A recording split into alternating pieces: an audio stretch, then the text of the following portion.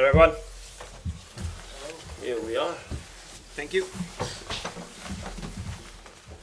What is it? Big announcement or something? Apparently, yeah. Now I'm gonna retire as well. I'm done with this. Yeah. Right. Hello everyone. Welcome. You all know Christian. My name's Chris, Director of Communications at Brentford. We all know what we're here for. We're going to say a maximum of 2 questions per person. Everything initially is under immediate embargo, and then we'll see how we get to after that. We've got some Saturday papers and some Sunday papers, and a lot of our friends from Denmark are here for a little bit at the end. Those of you from Denmark, obviously you can hear and understand everything's in English, so there's no need to ask the same questions just to get it in Danish. I'm sure Christian will appreciate your time. No rules about who's going first, so anyone who wants to can fire away. How does it feel being back at a club knowing you could be about to have your first game? No, first of all, very nice. I mean, it's something that I've spent a lot of time working towards and doing a lot of testing to be able to be where I am today. So no, I'm really looking forward to it. Of course, it's getting closer and closer by. So I do feel on my head and on my body that the excitement and adrenaline is coming more and more towards game time. Sorry to ask you this because I know you've asked it before, but what do you remember from the incident? Everything apart from the 5 minutes where I was not there. Otherwise, I remember everything from the throw-in being thrown at me hitting the ball on the knee part, and then after waking up, looking around with people around me, giving me the treatment, and and then really from there I remember everything. Just finally, mentally for you and for your family, how difficult has it been getting over this? No, difficult. I mean, we've taken the time we needed. That's also why I've been doing no press, no nothing, really just being focused on family time, getting back to a normal life from what had happened before. Of course, it was not normal after, because obviously our life was normally a football life, and now we had a lot of time to spend with each other and then really talk about everything and be there for the kids. But no, it's been, of course, it's been tough. I mean, mostly for my family and for people around me, because obviously I have no men from what's happened. So it's also weird at the same time, because I don't feel the pain that people are feeling towards me. So that was the most important, the difficult part to understand, that people are going through a lot that I didn't go through. Ian? Any anxiety?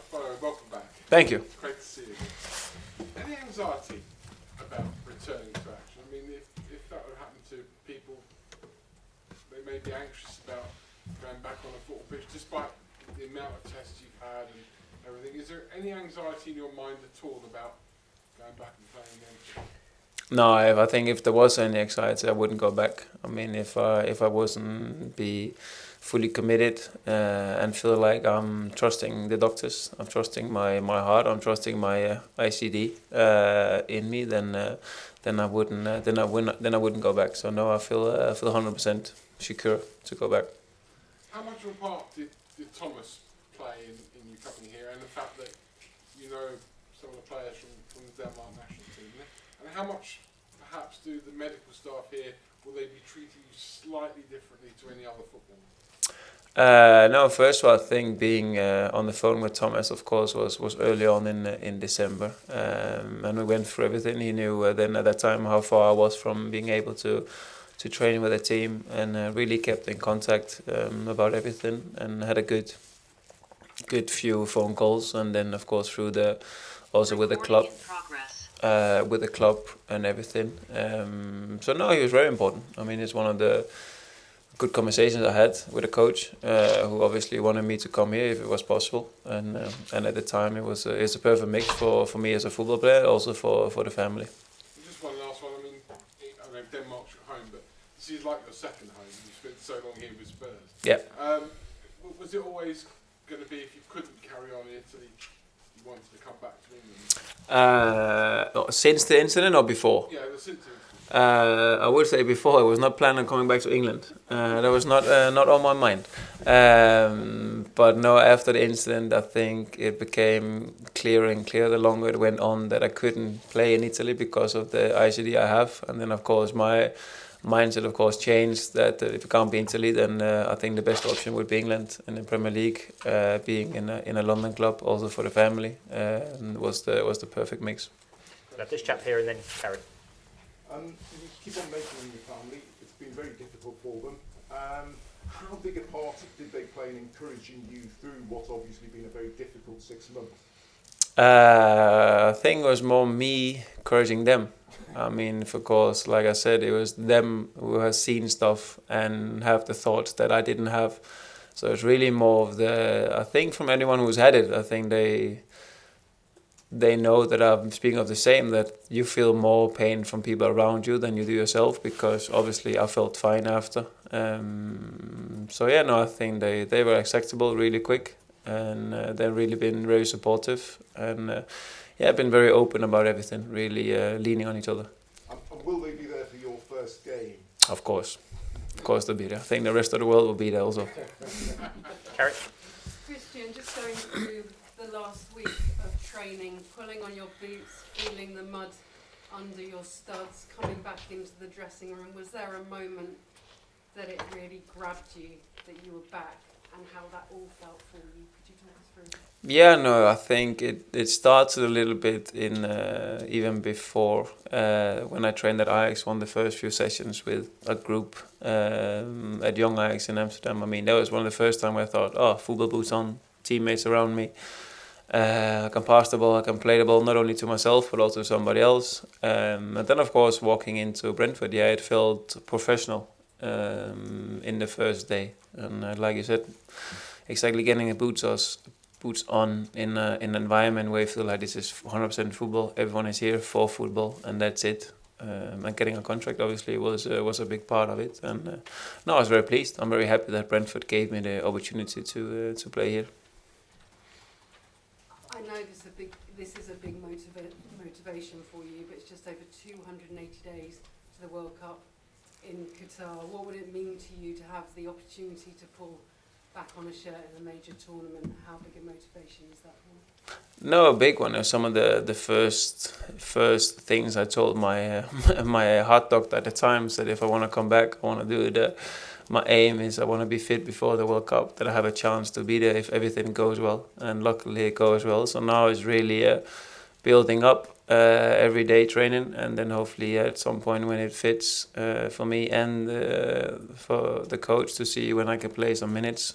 But then at the time, of course, there's still a lot of months for the World Cup, long wait. So until then, I'll be doing what I can to be as fit as possible, of course. Thomas is a great friend of your national coach. They've known each other for 20 years. Thomas has just said you've been a joy to watch in training, that in just 1 week he's already seeing the qualities that we know you have in football. What's that like to you? No, that's very nice. I think he's polite. I think he's probably lying a little bit to you guys, but no, that's his thoughts. It's been a warm welcome from him and from the whole club and for his staff. I mean, they're very polite, and of course, for me getting into football, I do think if you ask him from the first session, he would say, "I don't remember that one." But ever since, I mean, the football stuff will come back quickly, and I feel good. So of course, it takes a little bit of time to get used to everything. Sean? Hi, Christian. Hello. Obviously, everything that happened in the last year makes this story even bigger. Even if you weren't to factor in what's happened, this is still a pretty big story. You're probably the biggest name to have played for Brentford, to have signed for Brentford. How does it feel to already be such a huge figure in this club's history without even playing a game? Weird. Because obviously I didn't think of that before I signed for Brentford. I really just had one thing in mind. It was the perfect mix for me as a footballer and as a family man. Was the perfect mix. And then afterwards, of course, I've seen how the club reacts to people around, the fans, the media. I think it helps, and it makes it even bigger. But no, I'm pleased. I'm happy that Brentford gave me the chance to be able to sit here today and be speaking about a game hopefully soon. It's also a very different sporting challenge for you. You know,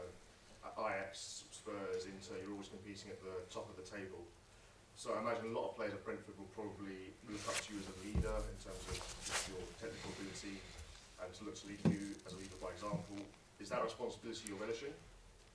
Yeah, no, definitely. I think I want to come in and first of all help the club and help the teammates to stay in the Premier League. I think, of course, it's a big aim for the club after the first year in the Premier League to show that you're capable of staying there. So definitely I'll do what I can to help them stay up and also, of course, help the teammates. But they know if they have any questions or they want to know anything, they can always ask. Ahmed? Hi, Christian. Good to see you. Obviously, we know the Premier League's intensity is at its highest level right now. Do you feel like on your return to action in the next month or so, you'd be able to ready to play 90 minutes on the pitch?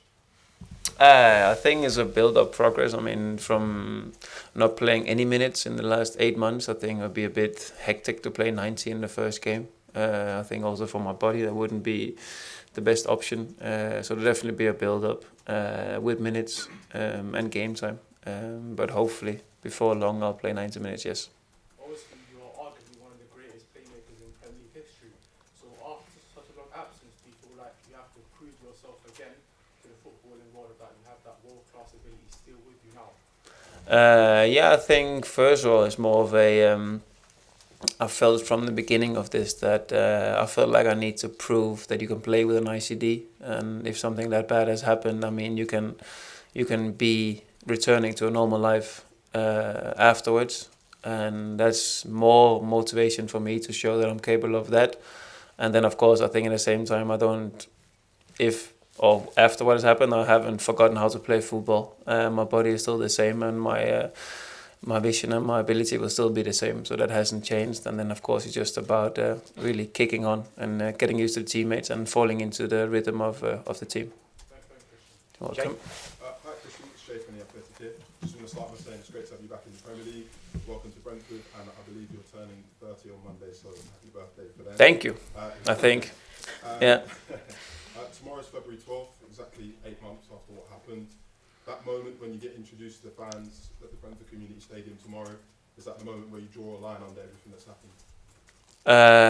Depends on you guys. I mean, depends what the focus will be on. I think it will never be, as long as I would wish it, in the one way, of course, it would never be forgotten what has happened. I do hope that it's brought something positive with it, that a lot of people have focus on it now. And I know in England, even in Denmark, there's a lot of extra defibrillators and stuff to help other people who get it, who get that some heart problems or anything. But no, I think with time, it's definitely going to be about the footballer and not the guy who did something last summer. It'll be about the football in the next game. He can't pass the ball, he can pass the ball, or he can't, or he missed this big chance, or he's bad, and so on. No, I can't wait to get back to that.